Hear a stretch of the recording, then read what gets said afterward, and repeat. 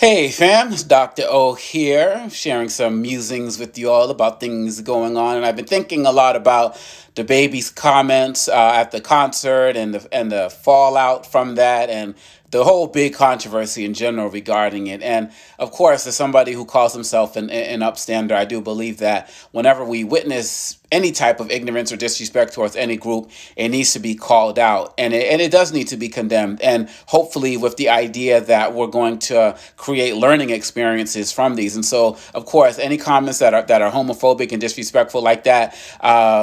It's just wrong, and I don't know what went into DaBaby apologizing and then deleting the post and the like. But I do hope that there are teachable moments, and I believe it was Styles P from the Locks who said that maybe instead of focusing on canceling, we should be focusing on counseling so people can learn and the like. And I'm with that 100%. I do find myself thinking, and there's a sister named Jasmine who wrote an article who was talking about this as well. But I've been also talking about this for quite a while. I do believe that the baby controversy also exposed a lot of the hypocrisy as it relates to hip hop.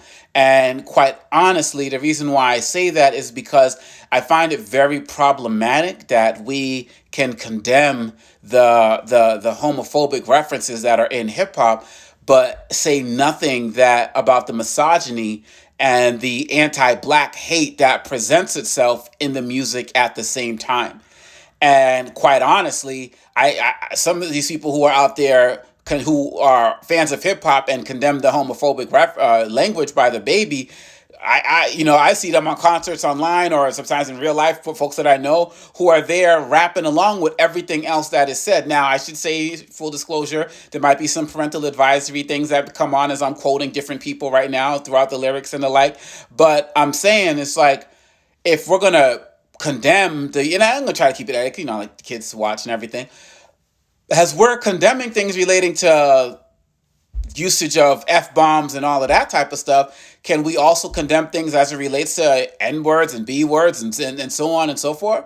I mean, we're talking about an industry that's been primarily built on what people call misogynoir, which is misogyny directed towards black women in particular. And we know that has been a big part of the industry. And look, I'm hip hop all day. I mean, I grew up on all of it, the homophobia, the misogyny, all of it. And yes, I've been a consumer of it, and I still consume hip hop. But at the same time that I consume it, I'm also working to challenge it, to make it different, so that newer generations don't have to feel the urge or the desire to put out the misogyny, anti-Semitism, the homophobia, whatever it is. But the question becomes: is it hypocritical of us to be more upset when something happens with communities that are not primarily heterosexual and black, and just call it a day? And why is it that people basically have a mentality of, well, say what you want about people in your own community? Oh, by the way, there are gay people in our community, in case you didn't know. But why people are so okay with, go call yourself the N words and the B words and this and that, but hey, just keep it over there. Don't come and say anything bad about us. It reminds me of Michael Jackson. Remember the song "They Don't Care About Us"? And Michael Jackson, probably the most like anti-racist person in the world, and the song was about justice and the like. And he's talking about, he said, sue me, Jew me, don't you black or blue me, kick me, kike me, don't you black or white me. And he had to pull that album from the shelves.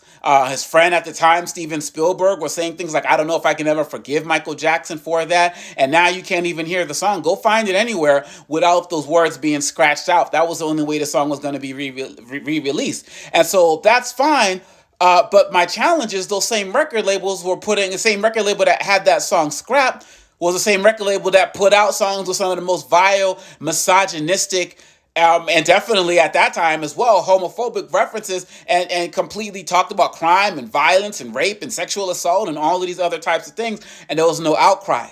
So there's something going on that says that it's okay for you in the black heterosexual community to get out there and disrespect each other, but we're only going to let it go so far. And let's take it outside of music. Remember the LA riots of Rodney King, going back to the early 90s, and When people were out there protesting, and it was basically a philosophy of, hey, you can get out there and destroy your own community, but as soon as those protests started moving towards Beverly Hills, oh, shoot, where did that National Guard come from? What's that about, right? And we've seen that across the country, where Baltimore, different places where people say it's okay to destroy your neighborhoods, but keep it there.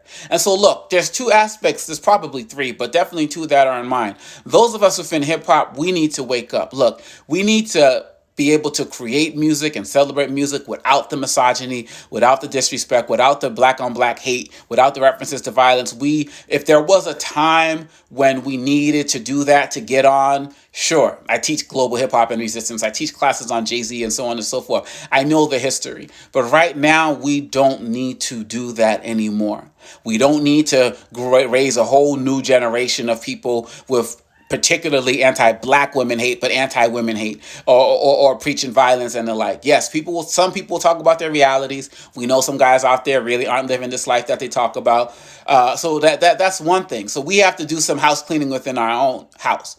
Outside of that, those of y'all who are coming into hip hop simply to condemn somebody who critiques your group, I gotta call you out as being hypocrites, because you should be condemning all forms of ignorance, all form of intolerance, and you shouldn't just be mad when people say something that might affect you because you're gay, or because you're Jewish, or because you're Muslim, or whatever. I think that if we're talking about being upstanders and not bystanders, we should condemn it all. We should talk about it all as it relates to condemning ignorance towards any particular group. Those of us who grew up in hip hop, we know the history better than anybody else. And I feel like really at the end of the day, what DaBaby did and what he said definitely was homophobic and disrespectful and not right. But he also said a lot of other things. And on those clips that we saw, as well as in the lyrics in general, that is violent and disrespectful and promotes hurt and angst towards other groups. And if we're going to talk about being upstanders, like I said, and not bystanders, let's just get out there and condemn it all, and teach where we can be better and work to build a better community. Because I'm hip hop all day. I'm going to be hip hop forever, but I'm going to continue to do my work to make it better. Peace.